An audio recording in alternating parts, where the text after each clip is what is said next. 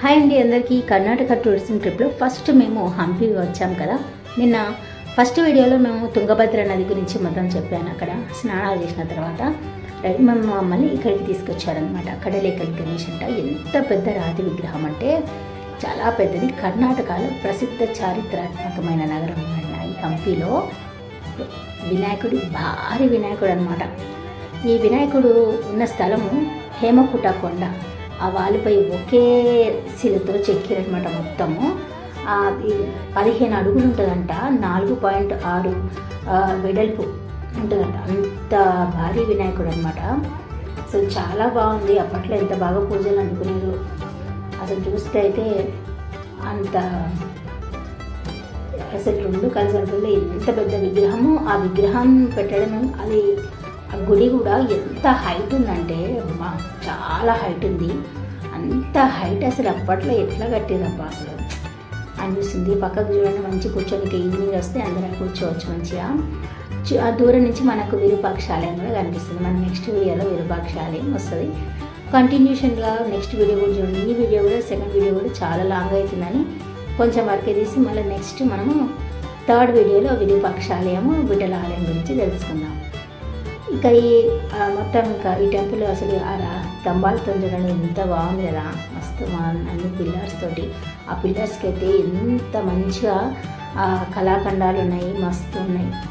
ఇంకా ఇది చూసిన తర్వాత ఇంకా మేము నెక్స్ట్ వేరే దగ్గరికి మళ్ళీ మమ్మల్ని తీసుకెళ్ళి ఇక్కడ చూడండి ఆ వాల్ హేమకూట కొండ అంటారంట. ఈ కొండని ఇక్కడ ఎదురుగా ఇక్కడ ఒక చిన్నగా గుడి ఏదన్నా గుడి ఉండేదేమో, విగ్రహం అయితే ఏం లేదు. ఇక్కడ మేము అందరం చూసుకొని ఇంకా నెక్స్ట్ ఇంకా ఇక్కడి నుంచి ఇక బయటకు వెళ్తున్నాం వేరే దగ్గరికి. ఇది చూడండి అసలు ఇక్కడ ఏదో కట్టడం ఉంది. అసలు అన్నీ అడుగునే కట్టడాలు ఇవన్నీ. ఇక్కడ లోపలికి వెళ్ళడానికి ఏదైనా ఎంట్రీ ఉన్నట్టుంది. అది ఆటో కూడా పక్క నుంచి వచ్చేసింది, లోపల నుంచి కూడా ఉండొచ్చు. ఇక్కడ చూడండి ఎంత బాగున్నాయి అన్నీ ఈ చెట్లు. అయితే ఇక్కడ చాలా చూడాల్సిన ప్లేసులు చాలా ఉన్నాయి. కాకపోతే మేము కొన్ని చూసినాము. ఈ నరసింహస్వామి మళ్ళీ ఈ శివాలయం చాలా బాగున్నాయి. పెద్ద పెద్ద శివాలయాలు. శివుడు నరసింహస్వామి ఏకశిలపై చెక్కిరు. ఇది కూడా ఆ విధ్వంసం చేసేది మొత్తం స్వామిని పాపం అసలు ఏమి మొత్తం విడగొట్టేసారు. స్వామివారి చేతిలో మంచి అమ్మవారు ఉండేదంట, లక్ష్మీదేవిని. మొత్తం అంతా పలగొట్టేసారు అక్కడంతా.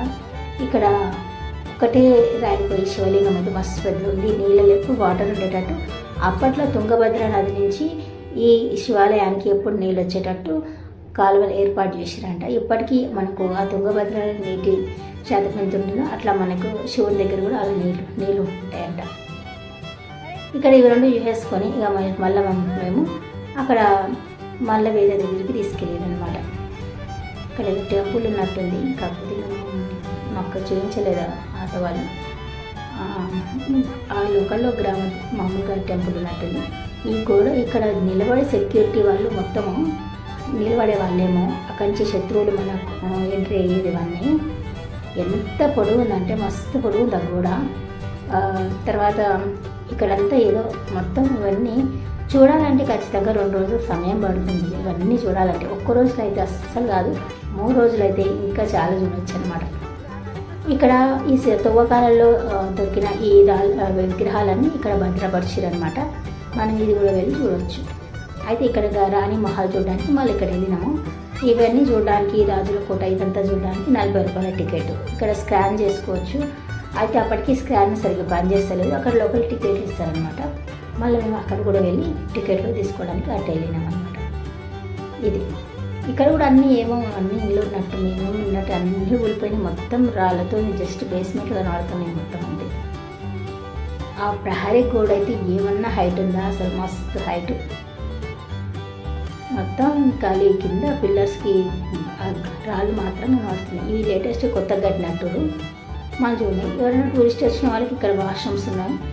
ఇక్కడ వాష్రూమ్స్ యూజ్ చేసుకోవచ్చు. కానీ తాగడానికి నీళ్ళు మాత్రం ఇంత ఎండాకాలం అయితే ఏడ పెట్టలేరు వాళ్ళు. అస్సలు వాటర్ పెట్టలేదు. ఇక మనం బయట కొన్ని క్యారీ చేసుకోవాల్సిందే. అన్నీ మనం వెంట తెచ్చుకున్న వాటర్ బాటిల్స్ క్యారీ చేసుకోవాల్సింది, కొనుక్కోవాల్సిన బాటిల్స్ అంతే. ఇక టికెట్ తీసేసుకొని ఇంకా లోపలికి ఎంట్రీ అయిపోయాం అన్నమాట. ఇది ఎంట్రీ గేట్.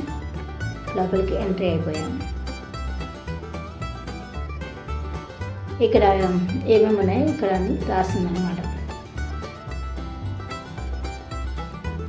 ఎదురుగా మనకు కనిపించేది లోటస్ మహల్ అనమాట. అప్పట్లో రాణులు విశ్రాంతి తీసుకోవడానికి ఈ లోటస్ మహల్ని ఏర్పాటు చేశారంట.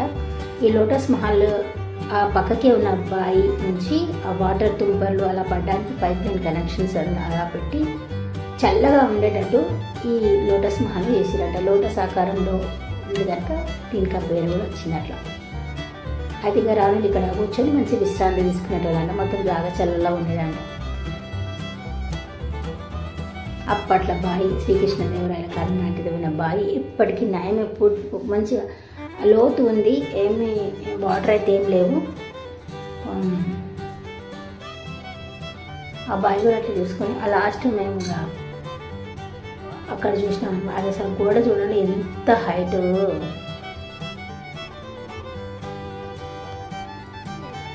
ఎంత హైట్లో ఉన్న గోడ. అక్కడ ఎంట్రీ ఉన్నట్టుండి దాన్ని మూసేసారు. ఆ లాస్ట్ చూడండి, అక్కడ నుంచి మొత్తం సెక్యూరిటీ వాళ్ళంతా పైన నిల్చొని లోపలికి ప్రహార వస్తుంది. అక్కడ నిల్చొని మొత్తం కోట లోపలికి ఎవరు రాకుండా ఉండేవాళ్ళేమో మొత్తం. ఇక్కడ హాయి మంచి చెట్టు కింద, యాప చెట్టు కింద హాయిగా సీజన్ అవుతుంది అన్నమాట. చల్లగా ఉంది వాతావరణం, మొత్తం వాతావరణం కూల్గా లేదు కదా, కనీసం చెట్టు కింద మనకు కూల్గా ఉందని కాసేపు ఈ చెట్టు కింద విశ్రాంతి తీసుకున్నాం అన్నమాట.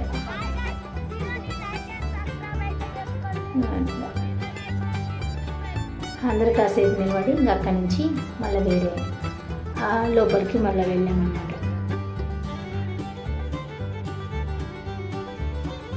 అక్కడ మనకు ఏనుగులను కట్టేయడానికి కట్టిన ఉన్నాయన్నమాట రాతి శిల్పాలు, రాతి గోడ, పెద్ద పెద్ద రాతి. అసలు ఎంత బాగా కట్టిరో. అవైతే ఇప్పటికి మంచిగా ఉన్నాయి, చెక్కు చెదరలేదు, రాలుతుంది కదా. పైన కట్టింది మాత్రం మొత్తం డిస్టర్బెన్స్ అయింది, పైనది కొంచెం కూలిపోయింది, కానీ ఆ రాతి మాత్రం మంచిగా ఉన్నాయి. ఈ పక్క గుర్రాలు కట్టించేటోళ్ళంట. ఈ పక్క అవి మొత్తం ఏనుగులను ఒక రెండు కట్టేసేదేమో ఇందులో, అంత పెద్ద పెద్ద ఉన్నాయి ఇవైతే ఒక్కొక్కటి. మొత్తం అప్పట్లో ఎన్ని కాలం ఉండేవో, ఏనుగులు, గుర్రాలు, సైనికులు, జనాలు, కళాకారులు, వంటవాళ్ళు, ఎంతమంది. అసలు విజయనగర సామ్రాజ్యం గుర్తు చేసుకుంటేనే అబ్బా అనిపిస్తుంది. ఇంతగా ఇవన్నీ కలగలాడుతూ జనాలతో ఎంత బాగుండేది కదా. ఆయన యుద్ధానికి వెళ్తేనే 50,000 మంది దాకా జనాలను తీసుకెళ్ళేదంట. వంట వాళ్ళని, కళాకారులని, యుద్ధంలో పోటీ పడే యుద్ధంలో బాగా అలసిపోయిన వాళ్ళకు మళ్ళీ ఎంకరేజ్మెంట్ కోసం మంచి నాట్యగత్తులను. ఆ విజయనగర యుద్ధానికి వెళ్తుంటే ఒక ఊరు నుంచి ఇంకో ఊరికి ఎవరైనా వెళ్ళిపోతురా అన్నంత గ్రాండ్గా ఉండేదంట. అంతమంది జనాలు, 20,000 మంది పైగా చుట్టూ కాపలాదారులు. అసలు చాలా బాగా శ్రీకృష్ణదేవరాయ కాలంలోనే బాగా డెవలప్ అయింది. స్వర్ణయుగంలాగా అసలు వెలుగొందిందన్నమాట.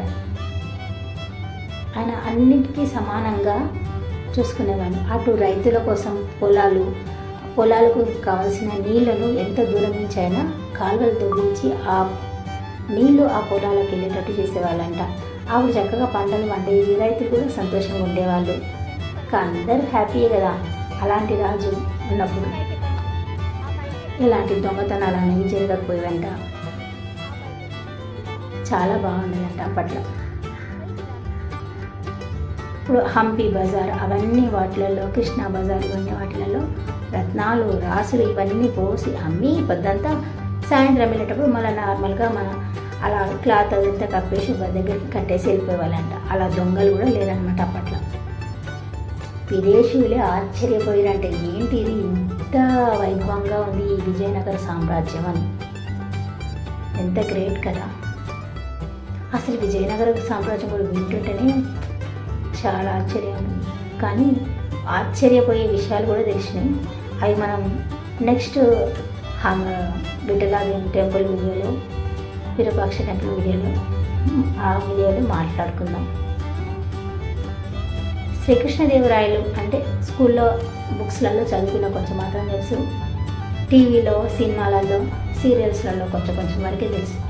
హంపి చూశాకే మళ్ళీ ఒకసారి ఆయన ఏంటి, ఆయన చరిత్ర ఏంటి అని ఒక్కసారి ఆయన వీడియోస్ అవన్నీ చూస్తుంటేనే ఎంత ఆశ్చర్యం కలిగింది. బాబా మొత్తం ఆలయాలే, మన తెలుగు సంస్కృతి, మన దేవాలయాలను అభివృద్ధి చేసింది అయితే శ్రీకృష్ణదేవరాయల కాలంలోనే. అడుగడుగున గుడి, అడుగడుగున గుడి, మొత్తం గుళ్ళే ఉన్నాయి.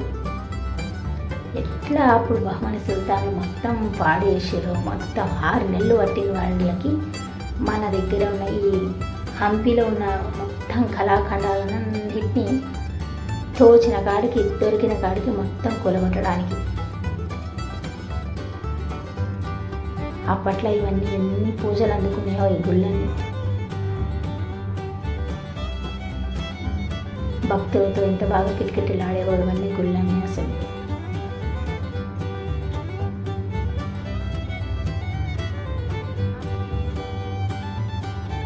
ఇక్కడ విజయనగర సామ్రాజ్యం అప్పటి నుంచే ఇక్కడ అమ్మవారు కూడా కొలువై ఉన్నారనమాట, ఎల్లమ్మ తల్లి.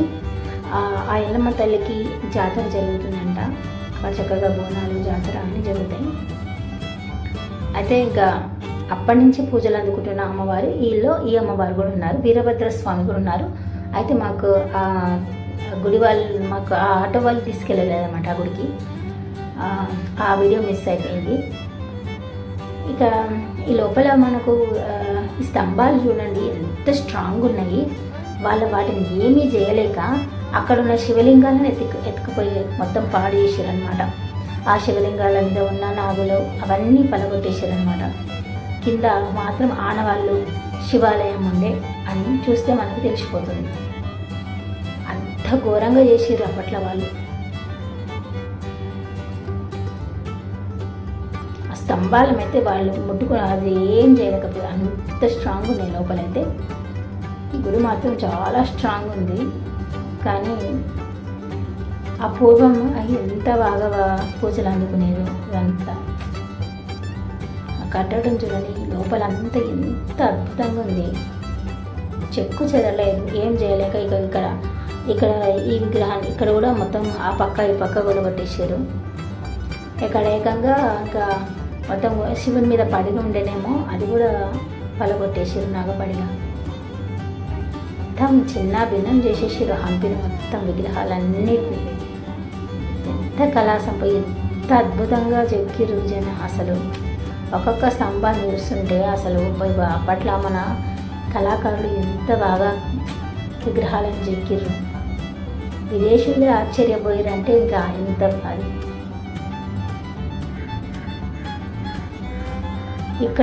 ఇక్కడ ఆంజనేయ స్వామి విగ్రహం ప్రతిష్ఠించరో లేదు తెలియదు, బయట గుళ్ళ నుంచి తీసుకొచ్చి బయట వేసారో తెలియదు. పెద్ద విగ్రహం ఆంజనేయ స్వామి పక్కకుంది. ఇంకా ఏకశిలలతోటి విగ్రహాలు చెక్కినాయి, ఇంకా చాలా ఉన్నాయి. కానీ ఈ ఎండాకాలం అయితే అస్సలు ఇలాంటి హంపి లాంటి ప్రోగ్రామ్స్ పెట్టుకోవద్దు, ఎందుకంటే అసలు చూడలేకపోతున్నాం ఎండకి. దాహం, ఎండ చాలా ఇబ్బంది అవుతుంది. కొన్ని మాత్రమే చూడగలిగినాము. కానీ నెక్స్ట్ టైం మంచిగా చలికాలం అలా వచ్చి చూస్తే అన్నీ చూడవచ్చు. అప్పుడైతే ఇక్కడ పెట్టారు చూడండి, ఆ గోడ దగ్గర అక్కడ గోడ కానిచ్చి ఉంది.